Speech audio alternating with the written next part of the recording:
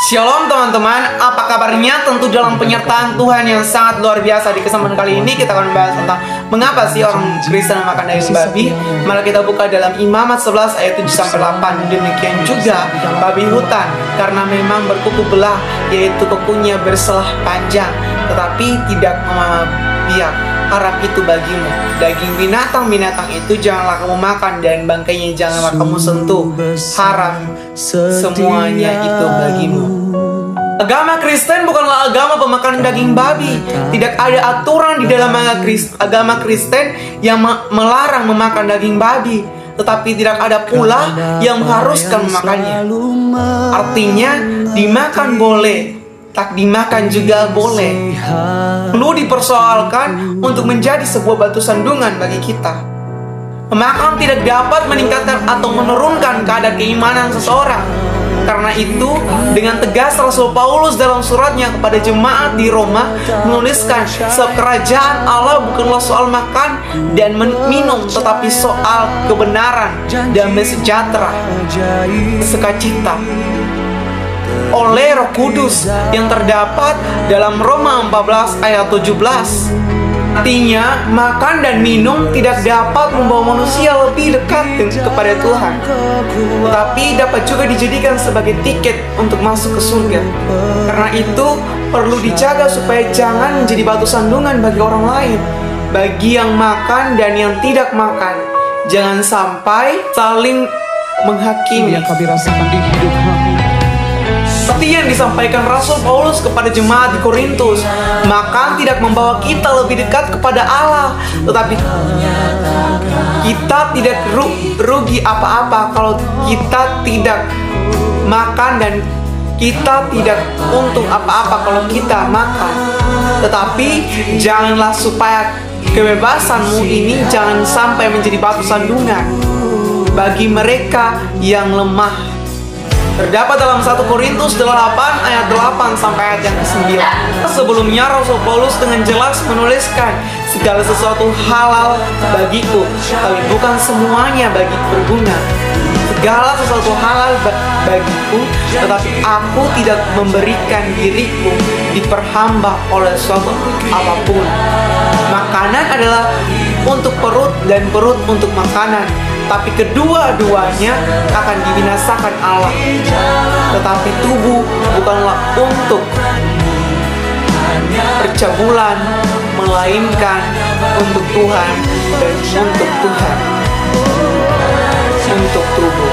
Terdapat dalam 1 Korintus 6 ayat 12 sampai ayat yang ke-13.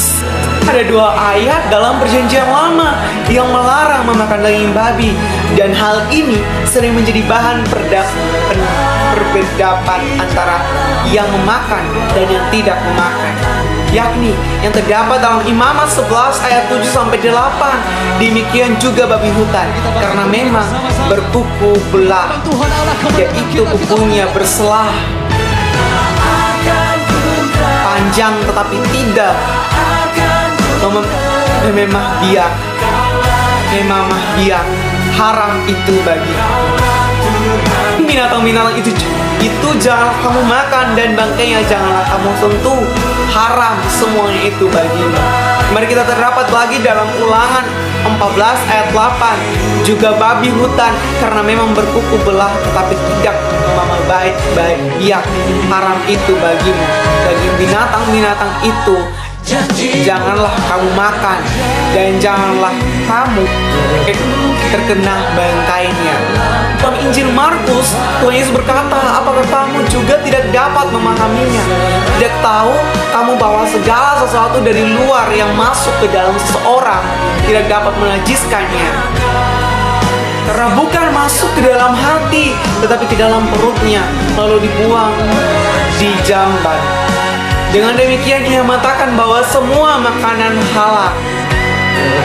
Dapat dalam ayat 7, pasal 7 ayat 18 sampai 19. Jadi yang perlu kita ketahui adalah semua makanan halal, tetapi tidak semuanya berguna.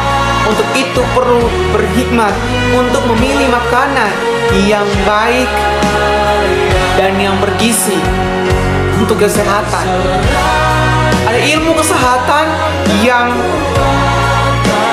mengajari tentang hal anjuran untuk memakan atau menghindari makanan tertentu demi kesehatan, dan itu baik, tetapi bukan berdasarkan pada halal atau tidak halal, tetapi karena alasan kesehatan.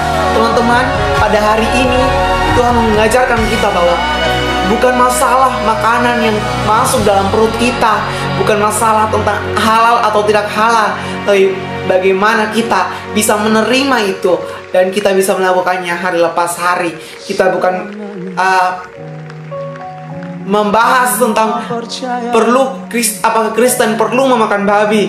Ada yang perlu dan ada yang tidak.